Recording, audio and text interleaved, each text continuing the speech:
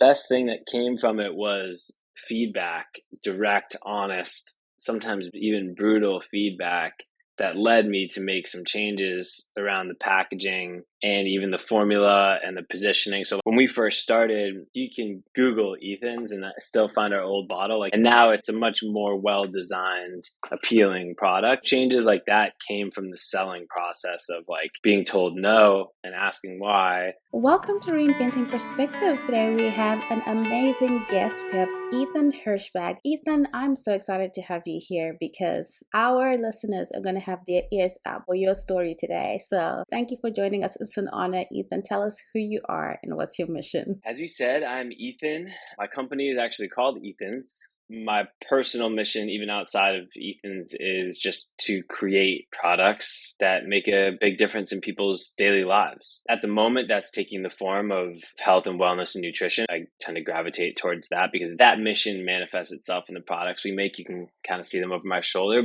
Daily doses of either energy or immunity or wellness that are very kind of like easy for people to take and integrate into their daily lives that I've committed a lot of time and energy to making sure the products are actually effective and actually make a difference for people. It's kind of more of a personal mission that's manifested itself in what we make, but I really, really enjoy making products. So that's kind of my personal passion and mission. Please tell us, where did this all begin? I'll try to do that as succinctly as possible. So I have a background in food and beverage. I grew up around it, and then that was my first job out of college and been involved in that world. My mom, she's a 3-time breast cancer survivor, and she actually started a program. It's like an anti-cancer lifestyle program. So around building your lifestyle, your nutrition, environment, exercise, basically like a healthier lifestyle. And so I kind of like took all my learnings there and started diving into like the health, wellness, nutrition world. And I worked for a beverage company in San Francisco for a few years, kind of learned how to make products, and then just started doing research on my own. The very first product that I made was like an apple cider vinegar shot. I don't know if you come across apple cider vinegar. This was like 6 years ago. So it was still, at least here, it was still just on like niche health blogs and stuff. But what I was finding was amazing. All the research and studies around it were really kind of cutting edge and inspiring. And so I started working with a friend of mine who's a nutritionist to design a product that had, the right dose of apple cider vinegar. And then we started working in other complementary ingredients, turmeric and black pepper, to create my first product, which I just made right in my kitchen. It had all the right doses of all the organic, best sourced ingredients. When I went to make a product to sell, it was like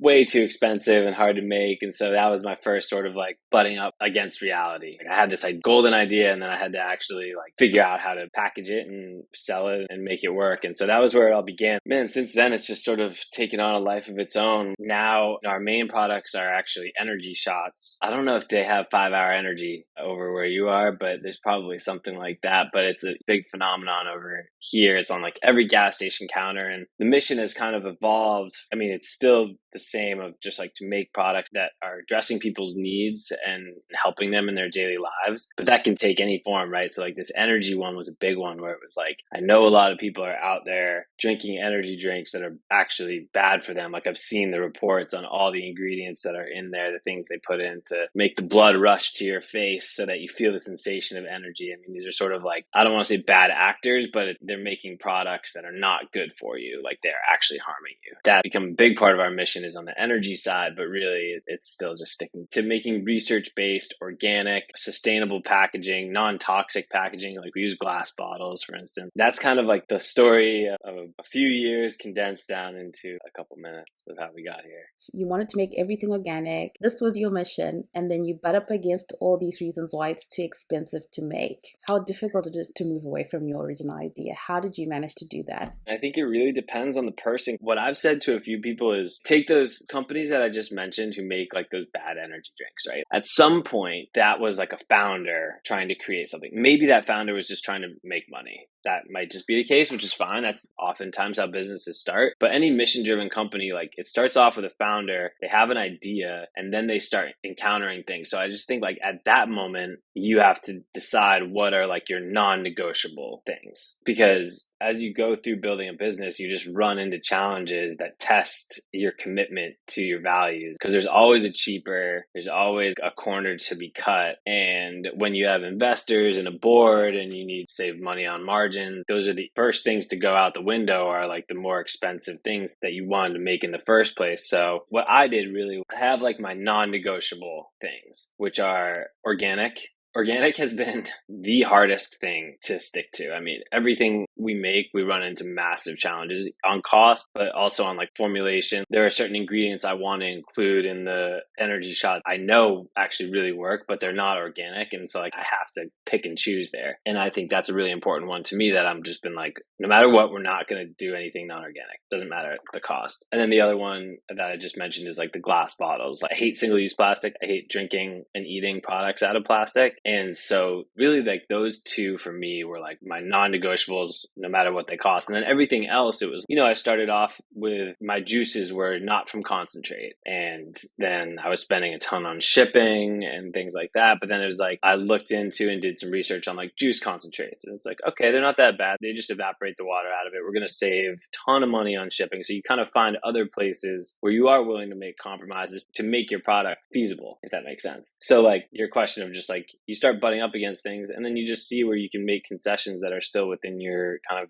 value range and see if you can start to make it work. And nobody starts with great margins or anything. So you have that, but then you just have to kind of piece it together as you go. And I think sometimes you do run into something where you're like, I cannot make this the way that I want to. And then you have a decision to make of, do you just abandon the whole thing or do you kind of stray outside your values? But it's a difficult challenge for any mission-driven company. Your company name is Ethan's, and that's actually your first name. Why that specific choice? It's actually really funny because I started to write these like from our founder emails that go out to our email list, and people seem to really like it. Just like little letters about what's going on with the company and my challenges and things like that. And the one I just wrote was about being front facing, being like a marketing founder. I have this responsibility to the company because I chose to put my name right on the front of it. Naturally, you're like, well, who's Ethan and why should I care? Right. But the original decision, so I had this apple cider vinegar product that I was ready to bring to market. I had the bottle, the cap, the place to make it. I had all the ingredients and everything. I needed something to call it. And I was actually going to name the company something. I had some ideas around vinegar. That was what I wanted to do. But somebody gave me some really good advice, which was like, hey, you don't know what you're going to start to make after this, right? Like maybe you make your detox vinegar drink and then you want to make something else. And that was exactly what happened. And so they were like, let's think of something that is kind of less product specific and more just kind of like an umbrella to start building your brand under, that people are going to associate your brand name with, the values rather than just the specific product. And I didn't really have any ideas. One thing I do like is that I made these products, me and my co-founder, but like I made these products literally with my own hands, and I think that like there is something to be said for, it's like I'm putting my name on this. You can Google the company and you'll find me. And I think that there is something to be said for that in business, of like, for the consumer to know like there's a real human being behind this product. And I think also to kind of say, I endorse this product. It means a lot to me and I created it and gave it to the market and I stand behind it. It sort of turned into this cool thing. I don't really like the front facing marketing side of it personally, but I think it's turned into a nice connection. Our hardcore consumers like email me, my email's on the bottle too. It's like ethan@ethans.com. And so it's kind of turned into this cool like connection, I think. Ethan, it sounds sort of like craftsmanship, craftsmanship behind the products. That's the sense that you get about it. And since you did mention that it started with sort of founders letters, it's interesting now to ask, what were sort of the values that you wanted to put forward and what was your process with that? I guess, like I said, the values of the actual product, organic and sustainable packaging, like those are the values that are baked into it. I guess the other one is kind of what I just mentioned, which we've kind of gotten away from like the intimacy of food, where I know that everything I make, if I'm lucky enough to have people buy it, they're literally putting it into their bodies. Like there's no bigger responsibility, I think, than that. And so to make something that's like potentially harmful to people, is they are trusting you and the brand on your bottle enough to put it inside their own bodies, which is like a pretty big responsibility. One of the values that I try to carry is getting back to taking that responsibility seriously and letting people know that there's a real human on the other side considering them. I make products that like my mom and dad eat and drink. If I would make something that I would give to them, then you can trust, I think, at least someone cares enough to think about it that way. Just a quick ask. If you're finding this information helpful, please share it with someone that you know would love this conversation and would find this information beneficial. Thank you again for listening in.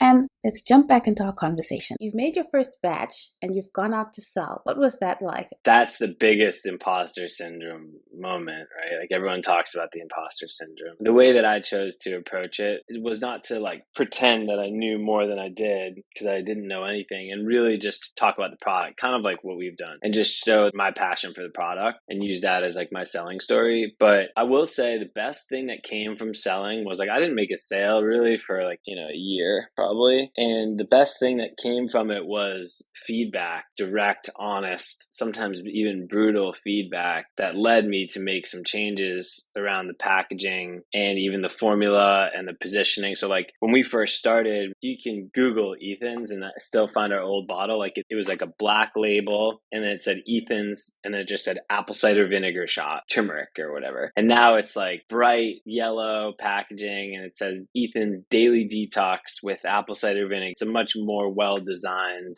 appealing product. So changes like that came from the selling process of like being told no and asking why, and then giving you direct feedback about why it's not a good fit or it doesn't taste good or whatever. The only thing I'll say about that is like everyone has an opinion. You have to kind of be careful about whose opinions you take into consideration and actually make changes. But yeah, the selling part is very vulnerable. I'm better at it now and I have better resources and I understand more, but the only way to get to where you feel confident and like you're well prepared is to jump in the ring, I think. So for 1 year, what do you mean you didn't get a sale for one? Do you mean like you didn't sell a lot for 1 year? My process at the very beginning was like, and actually we still kind of do it like this. Like we actually don't run a full commercial production run. We make what we call benchtop samples, which is a fancy word for like in your kitchen. I mean, now we do it in a lab, but back then it was just in the kitchen. And then just kind of like hand label products. And then it was a matter of like trying to make connections and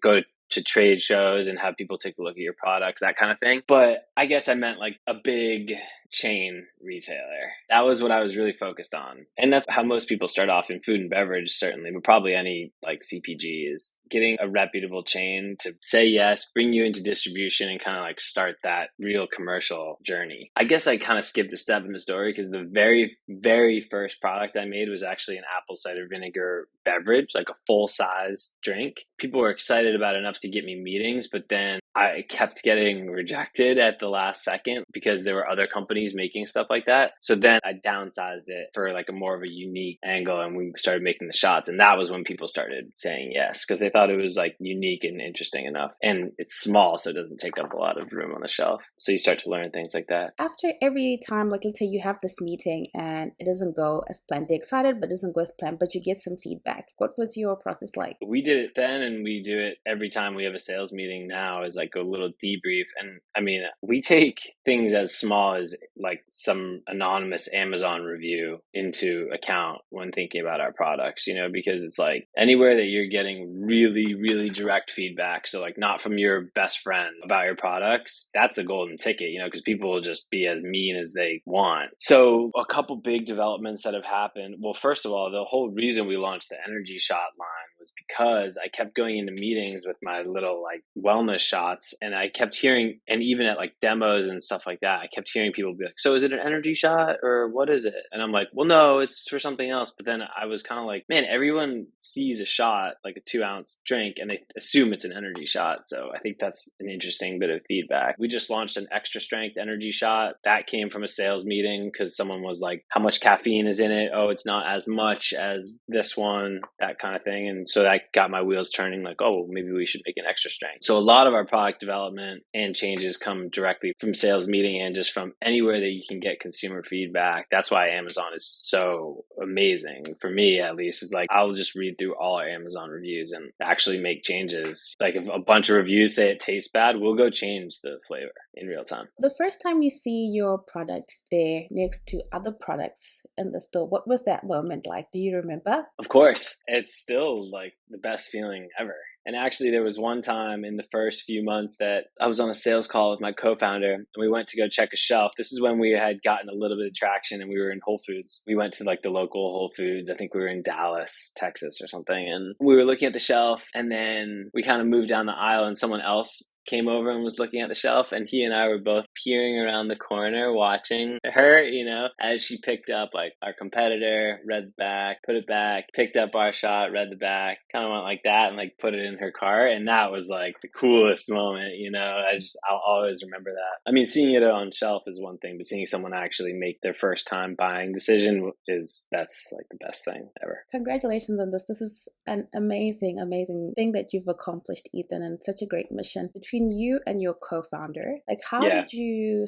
sort of match each other with your co-founder, or what was it that you were looking for in a co-founder? Complementary skills are clearly pivotal. If I'm being honest, I think the marketing thing that we talked about, that's one that neither of us had. And so I've had to kind of like adapt to that, or try to, doing things like this, or writing a newsletter, or like filming little TikTok videos, the stuff that I really don't want to do. I think complementary skills are critical. The journey, especially in the beginning, but it never really ends, is just really difficult. And if you're alone, it's very isolating. And if you have someone else there that you're aligned with, like, it tends to kind of like one person can get pessimistic and the other one kind of will pick them up, right? And they kind of can fluctuate like that. And I think that's really helpful, because anyone listening who has started a business, just, like, especially when you're alone, it's lonely and isolating and hard. And I just think having someone to pick you up, or you picking the other person up, is probably the most valuable thing that comes from having more than one person, and just more ideas. A lot of the companies I've seen up close with more than one founder where it's worked, they have complementary skill sets. And I think you hear that a lot, probably. I think that's a good way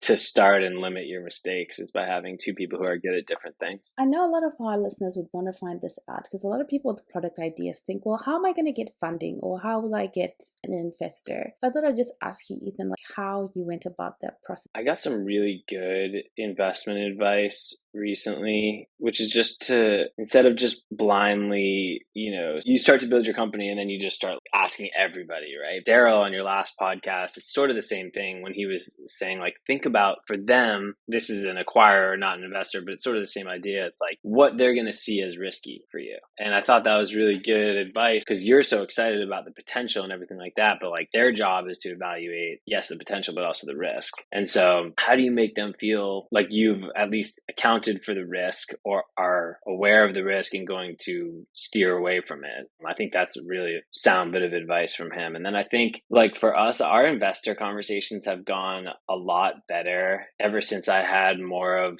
an idea of the market. At first, it was like, I have this product, it's really good, and they're like, okay, cool, I don't really care. And now it's like, okay, look, the market size is this big. We think we can take this percent of it. And here's an example of a couple retailers in which we actually have taken, 5% of the shot market. And it's like, now we have sales leads in these other channels. And if we can apply that, something that we've already done, over here, here, and here, then the business will be this big. It starts to be a much more data-driven, grounded, business-oriented pitch. And I think that's where people started to kind of believe in it. In the very, very early stage, it's like the only good investment conversations I had were with people who are founders, because they understand. That's why founders, in my opinion, make the best investors. A, because they're typically like the most patient, but also just because they get where you are. Like, I've done some investing at that stage, and at that stage, it's strictly about how much do I believe in this person, because there's no real sound business plan. It's more about showing them that you have what it takes, I guess, convincing them of that. Yeah. What's the advice that you wish you got at the beginning? Things that you sort of had to learn the hard way? I think for me, the thing that I had wished I'd focused on more was, people always ask about your target demographic. That's like almost just a standard sort of throwaway business question. What's your target demographic? And I think in the beginning, I just didn't take it that seriously. I'm like, yeah, it's for everyone. They're good products. They do this, and everyone and anyone can buy it. But I think there's a lot of good conventional marketing and branding wisdom around target demographic, and the idea that if you build it for everyone, then you're kind of not building it for anyone. And like, to build with a specific customer in mind. It took me a really long time to get around to like, okay, years, like, to get around to like, here's who we are talking to and what do they want to hear. And like, you start to kind of like imagine your target customer, and that's the person to target, and then anyone else that ends up participating in it, great. But I think that was one where I don't know if this is going to resonate for people, or maybe I was just like the stupid one, but I would take that seriously. I think being too general, I always thought like, again, let's just make products for everybody. And I think that was a mistake in hindsight. A lot of the things you hear a lot, the foundational things which sort of seem like they're not important, are actually the most important. And I think I was some sort of like idealism around that, where I'm like, no, that's like the old Mad Men type of marketing. Over time, I've just realized that that's just a truism of building a consumer-facing brand. You have to be really, really maniacally specific about your target customer, because people need to feel like it was made for them. In the moments where you felt like you wanted to give up, or things just got so hard that you were like, is this even worth it? Did you have any of those kind of moments? Oh, I've had a lot of those moments. Yeah.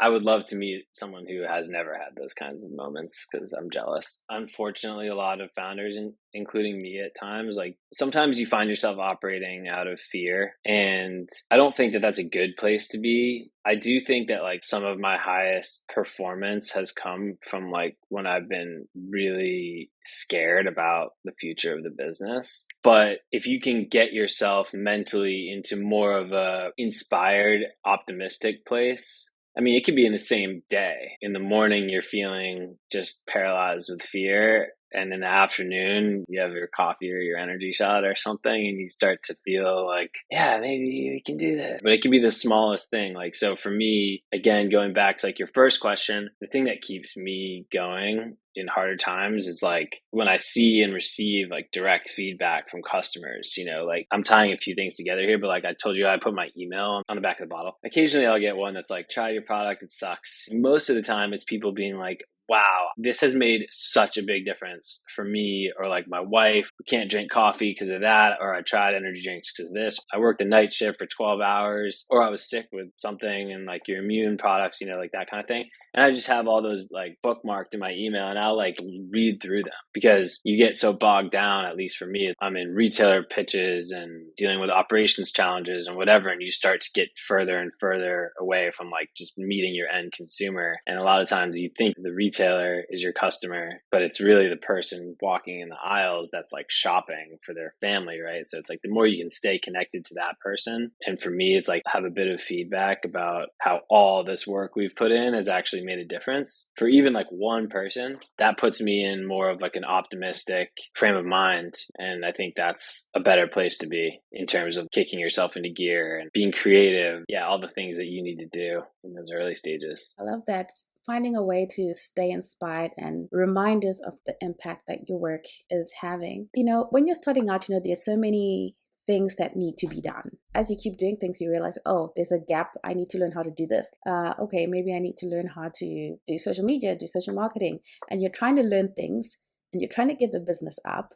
And you're trying also to be a person who also shuts down all those thoughts of the business. How did you navigate those, especially in the early years? Well, I think first is like just being honest with yourself about what you don't know and kind of starting there. But I also think that, look, like it served me really well to this point to always believe that I can learn to do something, which I think is, I don't know if that's like sounds obvious. And actually that was another bit of great advice I got, was like I told someone that I'm not good at marketing, and most people would say, oh wow, interesting, and they were like, give me a break. Like I don't buy that. And I think it's like a cop out. This is them. They think it's a cop out when someone says they're not good at marketing or sales. You start this thing and you have to get good at those things or get competent at those things. Being a founder by definition is being a generalist, right? You have to do everything. And so you have to be confident in yourself to learn. So I really like that person kind of pinned me down on that and said, don't give yourself that out of just saying, oh, I'm not good at this, and maybe I'll hire someone who is. Challenge yourself to maybe read a book about that, or go on Twitter and read interesting threads about it. I don't know. There's a lot of good resources. Saying you're not good at something or you don't know something is a cop out, and I've been guilty of it in the past, but I think it's good to sort of like, you know, keep yourself disciplined about that. To the audience, please go to ethans.com or they can find the products on Amazon. Ethan, please let us know, what is the number one book that you would say has sort of made an impact in how you've gone about things? It's actually not so much a business book, but, well, actually I have two. One is Different by Young May Moon. And I don't know if you've heard about that one, but again, going back to this like branding and packaging conversation, that was the one that for me kind of kicked me into gear on like, okay, I have to become a great marketer. And how do you build a brand that is different? Like you have this great product, but how do you build the brand side? And then everyone knows Brené Brown. Dare to Lead is the first book that anybody doing anything should read, and particularly in business, I think. But that book is just cover to cover. It's full of wisdom and truths about life, and it's about business and leadership and building. And so I would always recommend that one. And I think her big thing is vulnerability. That's kind of like the good stuff. And that's the stuff that people pick up on and that leads people, in the case of business or branding, it could be anything, but that's the thing that leads people to kind of buy in and get interested is like, if I go out there and I just act like I'm bulletproof and it was written in the stars for my company to be the greatest company that ever was, that's not as interesting as someone who just had an idea and wanted to try to build something that's sort of rooted in that idea of like being vulnerable and kind of putting yourself out there, which is the basis of any business or podcast or like you name it. You have to put yourself out there, that's hard.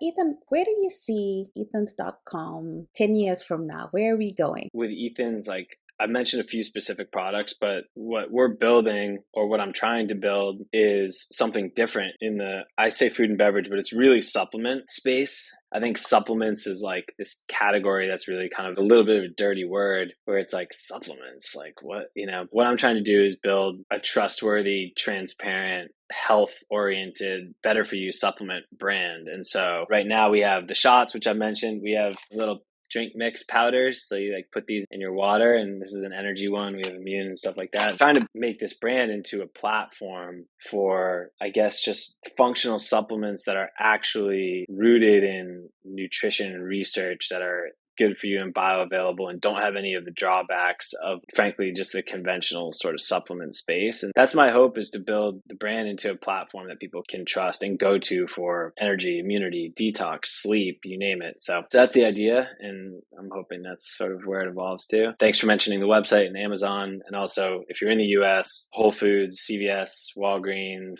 a bunch of gas stations. So you can pretty much find us anywhere, all 50 states. So appreciate it. Yeah, so exciting. Now, my last question is always, Ethan, what has faith meant to you on your journey? The only real faith that I've had is just that you do something with the right intentions, you're going to end up somewhere good. And that includes, like, if the business failed, that I'm doing the right thing. And again, that goes all the way back to the first question, which is, if you're just doing it to make money, you're probably more likely to give up when things go wrong. When you're doing something for, like, what I would say kind of the right reasons, like because you have a mission and values that you're trying to instill in a business, then it makes you stick around longer because you actually care. And then also, like, it at least gives me faith that it's going to make a difference for some people, and that even in the end, like, I personally will be better off for having done it regardless of what happens. I think that's the most important thing, is like, you can't guarantee success at all when you start a business. You don't know, but just knowing that you're going to come out on the other end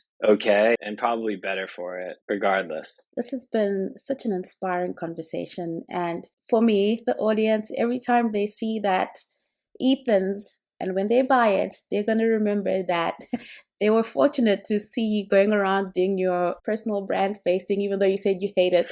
But it's so good to hear from the person who's built the brand and who's built the product, and to know how much care you put into it. So thank you so much, Ethan, and thank you for sharing your journey with us. Thank you for having me, and thanks for doing what you do. I hope you got a lot of information, a lot of actionable things out of these episodes. Please, two huge favors from you. Please let us know what kind of things you'd like to hear. And if you really love the episode, please support us by going and leaving a review in your podcast listening app. Thank you for choosing to spend your time with the Reinventing Perspectives podcast. We value you. See you again next week.